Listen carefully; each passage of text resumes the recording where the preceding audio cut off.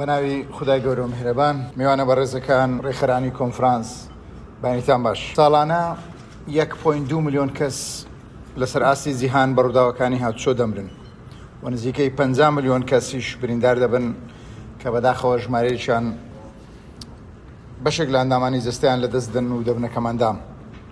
لە ڕووی ئابووری 3.6 تریلیۆن دۆلار زیان بە ئابووری و داهاتی جیهان و داهاتی خەڵک بە ڕووداوەکانی هاتوچۆ دەکەوێت.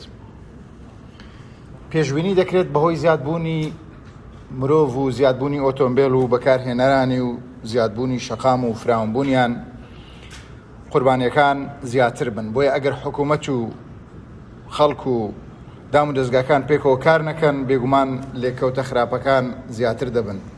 نەتەوە یەکگرتوەکان پێشبینی دەکات کە لە دەیەی داهاتوو ژمارەی مردن بگاتە 13 ملیۆن و ژمارەی بریندار نزیک ببێتەوە لە 500 ملیۆن کەس. ئەمە هەموو مرۆڤایەتی دەخاتە بەردەم بەرپرسیارەتی ئەخلاقی و ژیاری گەورە. ئەو پرسیارەی کە هەمومان بەردەوام دەیکەین و دامەزراوەکان و توێژەرانش دەیپرسن ئەوەیە کە ئایا و کارە ساتانە قەدەرن یان بواری ڕێگریکردن و سنووردارکردنیان هەیە. بێگومان وەڵامەکە ڕوونە. ڕووداوەکانی هاتوچۆ قەدەر نین، بەڵکو بەرهەم و لێکەوتەی کۆمەڵێک هۆکارن کە دەکرێت ڕێگریان لێ بکرێت. لێرەوە دەمەوێت دیدی وەزارەتی ناوخۆ لە کابینەی نوێی محکومەتی هەرێمی کوردستانتان پێشکەش بکەم. سەرەتا سوپاسی ڕێکخەرانی کۆنفرانسەکە لوتکەی تەندروستی کوردستان و تیمەکانیان دەکەم. بێگومان میتۆدێکە پێیان هۆلیستیک ئەپرۆچ، میتۆدی پێکەوە کارکردنی گشتی، میتۆدێک کە هەموو دام و دەستگاکان بتوان بەیەکەوە ئەرک لە خۆ بگرن. بۆ کەمکردنەوەی ڕووداوەکانی هاتوچۆ بێگومان پێویستیمان بە هۆلیستیک ئەپرۆچەیە. لە دەستپێکردنی کابینەی نوێی محکومەتی هەرێمی کوردستان ڕێزدار جەنابی سەرۆکوەزیران کاک مەسرور بارزانی لە خاڵی پێنجەمی بەرنامەی کابینەکەی لەسەر ئاستی خزمەتگوزاری فەرمووی کار دەکەین بۆ باشترکردنی ڕێگەوبانی هەرێمی کوردستان و سیستمی هاتوچۆی هەرێم و هەوڵ دەدەین و بەرهێنانی بیانی و کەرتی تایبەت بۆ ئەم بوارە ڕابچێشین و ڕێگەوبانی هەرێم کە ساڵانە هۆکاری زیانی گیانی و مالی هاوڵاتیانمانە لە ستانداردە باوەکان نزیک بکەینەوە.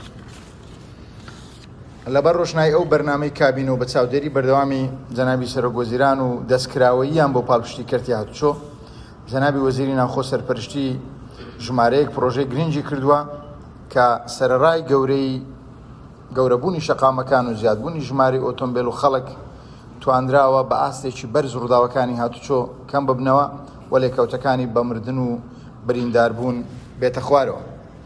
ئەو هەنگاوانەی لە کابینەی نوێیە بنەوەزارەتی ناوخۆ خراونەتە ڕوو پرۆژەی ڕەمەچی نەبوون، بەڵکو هاوتەری بوون لەگەڵ دیدێکی جیهانی بۆ چارەسەرکردن و کەمکردنەوەی ڕووداوەکان.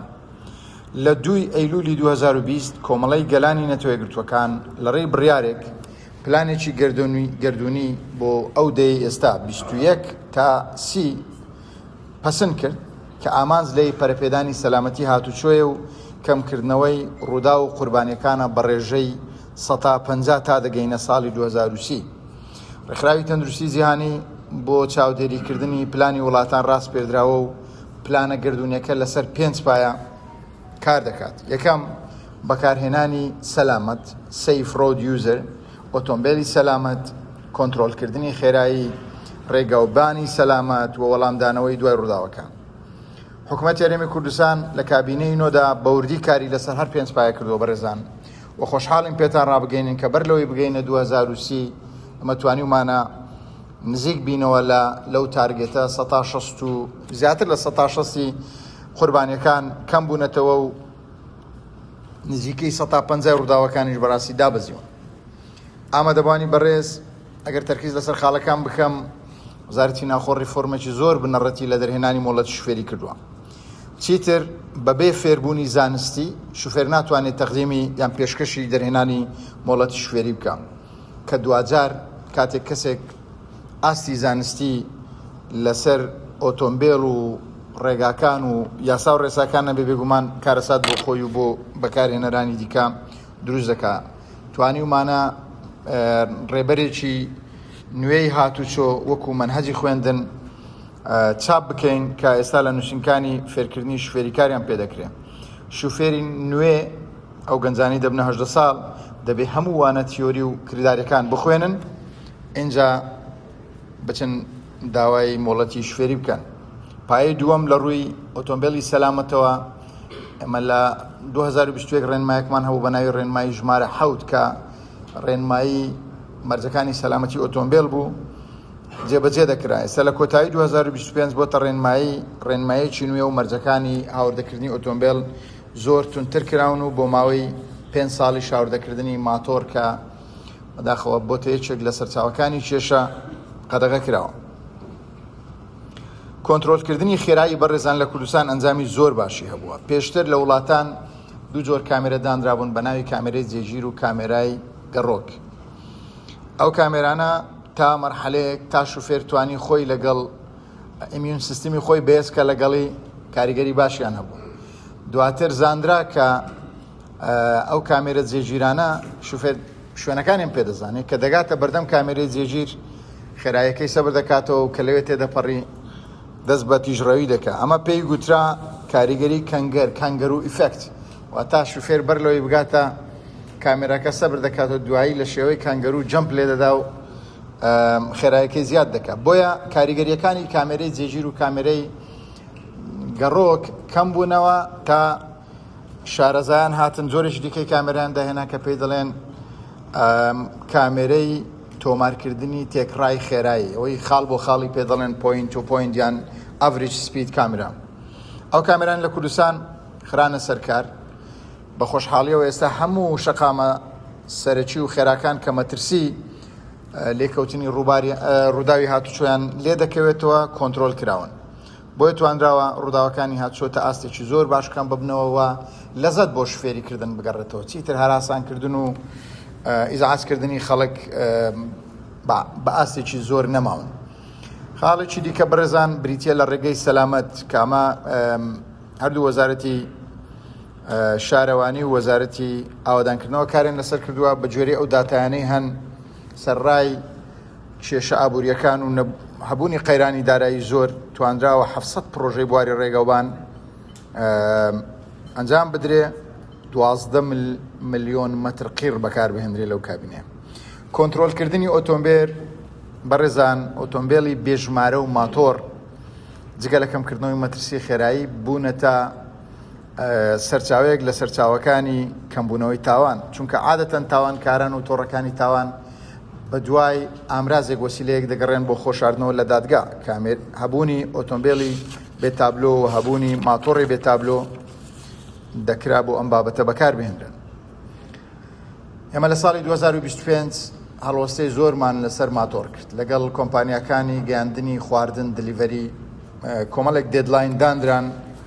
ئاخر کۆبنەوە من لەگەڵیانم کرد لەو مانگە بوو لە سەرەتای دەستپێکردنی ساڵی نوێ با بڵێن بە خۆشحاڵیەوە ئێستا 195 ماتۆڕەکانی گەیاندنی خواردن تۆمار کراون، تابلۆیان هەیە، شوفێرەکانیان مۆڵەتیان هەیە و هەندێکیان تابلۆکانی پێشەوەیان لێ کردوتەوەیان لە تەنیشت ماتۆڕەکانیان داوە. ئەمە ئێستا پێم وابێ ئەو ڕووچالەچێکمان لەگەڵیان هەیە، ئەمە مخالەفەیە و داوا دەکەم تابلۆکانی پێشەوە ببەسرێن، چونکە کە تابلۆی پێشەوەی نەبێ خۆی لە کامێرە دەجێتەوە بۆیە دەست بە تیژڕەوی دەکات. شەقامەکان بە شێوەی مۆدێرن هێلکاری و یاخراون بۆ ئەوەی شوفێران بتوانن بە شەو ڕۆژ بزانن شوێنی لێخوڕینیان چۆنە. ئەوەی جێی سەرنجە ئێمە بەڕێزان لەو 4 ساڵەی ڕابردوو بینیومانە بەشێکی باشی شوفێرەکانی کوردستان شوفێری لەسەر لەینەکان دەکەن، لەسەر هێلەکانی ناو شەقامەکان دەکەن کە هەم زیان بە ئەو بۆیاغە دەگەینێت کە لەسەر شەقامەکەیە و نیوەی شەقامەکەش بەتەنیا بە مخالفە بەکاردێنێت. لە وڵاتان شوفێریکردن لەسەر هێلە سپیەکانی ناو شەقام وەکو سزای بۆ دێتەوە، وەکو سەرپێچی حساب دەکرێت. لە کۆتاییدا بەڕێزان بە چەند پەیامێکی خێرا دەمەوێت بیرتان بخەمەوە کە شوفێر پێویستە خۆی دوور بگرێت لە لێخوڕینی تیژڕە و سەرچێش، چونکە تەنیا ژیانی خۆی لەسەر شەقام ئەو لی بەرپرسنیە بەڵکو ژیانی خەڵکی دیکەش دەکەوێتە مەترسی. پێویستە خۆمان ڕابهێنین کە بەر لە دەستپێکردنی ئۆتۆمبیلمان سیت بێلت ببەستین، پشتێنی سەلامەتی، چونکە بە جۆرەی داتاکان 150 ئەوانەی دەمرن لە هەر ڕووداوێکی هاتوچۆ ئەوانن کە پشتێنی سەلامەتیان نەبستاوە. سێم بەکارهێنانی مۆبایل بە هەموو جۆرێک مەترسی بەسەر ژیانمان دروست دەکات، نەخاسما سناپکردن و سیرکردنی فیلم و سیرکردنی یاری تۆپی پێ. شوفێر هەیە خۆی باسی کردووە گوتێ لە شارێشتر هاتوومەتەوە تا گەشتومە تا هەولێر سەیری یاری دوو گۆڵیم کردووە. ئەمە کارەساتە بەڕاستی. و ئێمە تیمەکانی بەڕێوەبەرایەتەکانی هاتوچۆ هەموو ڕاست پێدراون کە دەستیان زۆر تونکەن لە سزادانی ئەو شوفێرانەی کە مۆبایل بەکاردێنن لە کاتی شوفێری و پشتێنەی سەلامەتی نابستن. پابندبوونمان بە لێخوڕینی سەلامەت و بەرپرسیار تەنیا بۆ ئەوە نیە کە سزای دارایی نەکرێن، بەڵکو بۆ ئەوەیە کە ژیانی خۆمان و ژیانی خەڵکی دیکەش بپارێزین. پەیامی کۆتاییم بۆ ماتۆر سوارە بە ڕێزەکانە کە پێویستە وەکو باسم کرد هەردوو تابلۆ بەستن و کڵاوی سەلامەتی و وردەکاریەکانی دیکەی سەلامەتی ببەستن لەبەرەوەی ژێرە و دااتیانی کە هاوڕێیانمان لە وەزارەتی سەحا ساڵی ڕابردوو وەزارەتی تەندروستی پێیان گوتین ژمارەیەکی زۆری ئەو ڕووداوانەی بەداخەوە ئەمەرجەنسەکان پێوەی ماندوو بوون ڕووداوەکانی ماتۆر بوو. ئێستا کە بەرەو ئەوە دەڕۆین بە تەواوی لێخوڕینی ماتۆریش کۆنتترۆل بکرێ، هیوامان وایە کە دکتۆرە بەڕێزەکانیش لە نەخۆشخانەکان شاری کەمتریان لەسەر بێ. هیوای سەلامەتی بۆ هەملایان. زۆر سپاس.